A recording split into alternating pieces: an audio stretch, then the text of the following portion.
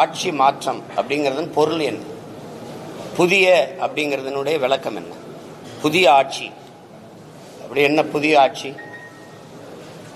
அந்த ஆட்சியில் ஊழல் லஞ்சம் இருக்குமா? இருக்காது.